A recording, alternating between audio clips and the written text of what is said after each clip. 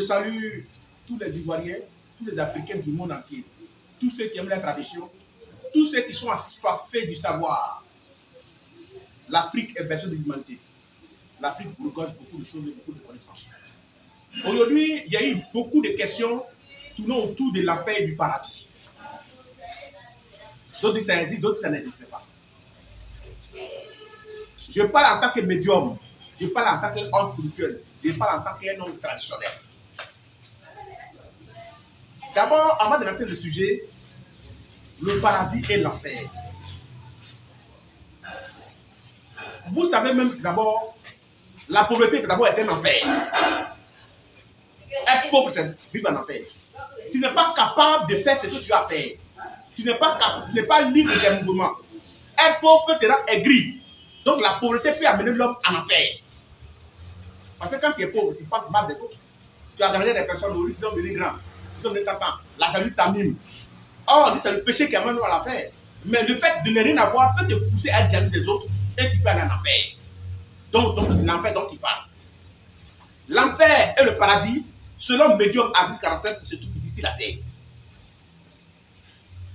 Parce qu'on dit bien que c'est les actes que nous posons pour nous envoyer en enfer. C'est les comportements qui nous envoient en enfer. Les Blancs n'étaient pas obligés de dire aux Africains que l'enfer existe, le paradis existe, avant que les Africains ne font du bien. Vous voyez, remarquez un peu les médiums et les hommes religieux. Quand vous regardez un bon médium pas chez lui est rempli, il y a du monde. Souvent, ce qu'il gagne, il prend même pour distribuer. Ce qu'il gagne, des gens viennent de chez lui, mais ils restent comme des enfants, ils s'occupent d'eux, ils habitent chez lui. Regardez chez la plupart des médiums, des travailleurs que des féticheurs, leur manière d'accueillir. Dans notre jargon, le social existe. Et nous sommes obligés de faire du social. Ça fait partie de notre milieu. Bref. L'enfer, en réalité, chaque personne est notée par jour. Quand tu te lèves le matin, et qu'il y a 10 personnes qui te disent merci, et qu'il y a 15 personnes qui te disent que tu as mal fait, il faut savoir que toi-même là, tu vas te sentir mal, tu es dans un enfer. Les actes que toi tu sais que ce n'est pas bon que tu poses, quand tu vas dormir la nuit, et que tu te couches, et que tu te rends compte que ce que tu as fait à l'autre n'est pas bien, tu es en train de vivre l'enfer. L'enfer, c'est ici. C'est parce qu'on fait croire dans certaines religions que c'est après la mort qu'il y aura l'enfer que d'autres disent qu'ils vont faire du mal. D'autres font du mal aux gens du lundi au samedi soir. Dimanche, ils vont demander pardon à Dieu, d'après eux, et que Dieu les pardonne parce que c'est un Dieu de pardon. Je dis que c'est du faux. La loi qu'il y a, c'est la loi de cause à effet. Tout acte que tu poses, tu vas le payer. Si tu tues l'enfant de quelqu'un, tu tues ton enfant. Tu penses mal des autres, on passe mal de toi. Tout ce que tu poses en acte, tu dois vivre ici sur la terre.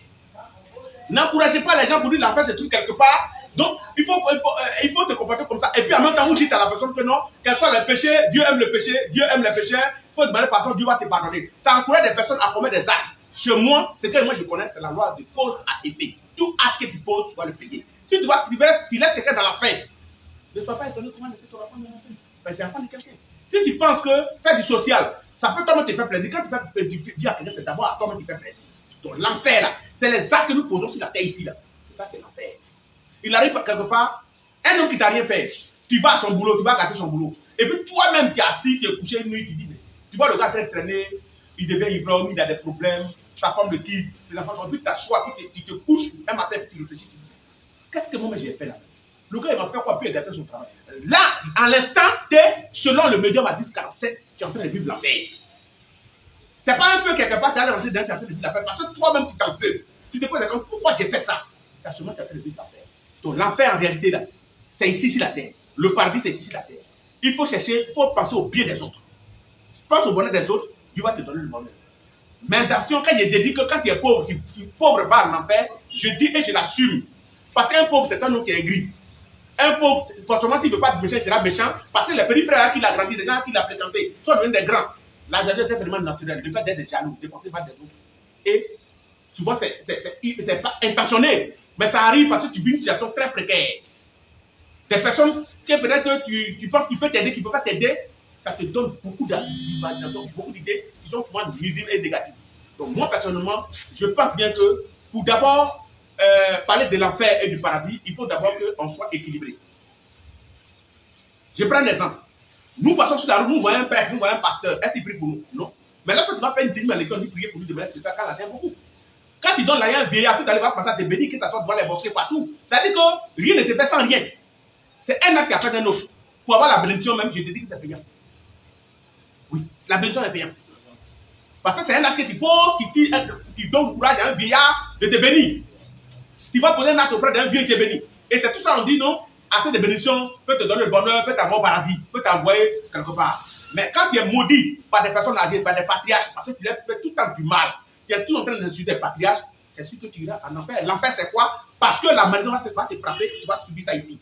Mes frères, si vous croyez que vous pouvez faire du mal aux gens sur la terre ici, et que après votre dernier jour, vous allez vous rester dans une église ou dans une mosquée, ou de dire j'ai demandé pardon, et qu'il va au paradis, mon frère, tu mens. Il ne faut pas penser à ça. Dès l'heure où tu es là, il faut penser le bonheur des autres. Arrêtez de faire du mal aux autres. Si vous arrêtez de faire du mal aux autres, je pense bien que si vous voulez le bonheur, le paradis là, vous allez l'avoir. Mais fermez les yeux pour dire qu'il va mourir, il va aller quelque part où il va aller dormir, tu mens. Mais je pose la question. Toi le monsieur, toi la femme, tu es en train de lutter, en train de t'asseoir dans le temps, en train de prier matin, midi et soir. Croyez que tu vas partir au paradis. Paradis là, tu vas pas dire à ton enfant. Tu as pris ticket pour ton enfant. Bon. Toi, Dieu t'a donné peut-être du travail. Tu fais un bon boulot. Tu n'as pas pu casser tes enfants. Et tu décèdes. Tes enfants vont devenir des vagabonds. Et ces vagabonds, ils vont passer à agresser des personnes. Tu as créé un enfer pour tes enfants. Parce que quand tu fais du mal, tu vas à l'enfer. Donc ça veut dire qu'en voulant toi-même peut-être faire du bien aux hommes religieux, en te donnant tout ton salaire, toute ta dîme et consort, et ils sont devenus bien, finalement, tu n'as pas pu caser tes enfants. Et tes enfants sont devenus quoi? Ils sont devenus des brigands, des bandits. Et ces bandits vont faire du mal aux gens. Et qui a créé l'enfer des enfants? C'est le Père. Donc je vous exhorte à vous occuper de vos enfants, que de prendre votre argent pour aller donner à des personnes. Croyant que peut-être vous êtes en train d'acheter le paradis. Le paradis ne s'achète pas. Cherche à mettre tes enfants au paradis. Voyez tes enfants qui viennent dans une maison confortable, qui se trouvent aujourd'hui dans des coins coincés, dans les baraques, ils peuvent devenir des personnes dangereuses. Sur ce, voilà un peu votre explication du paradis. Le paradis, il se trouve sur la terre. Faites du bien et vous allez vivre le paradis.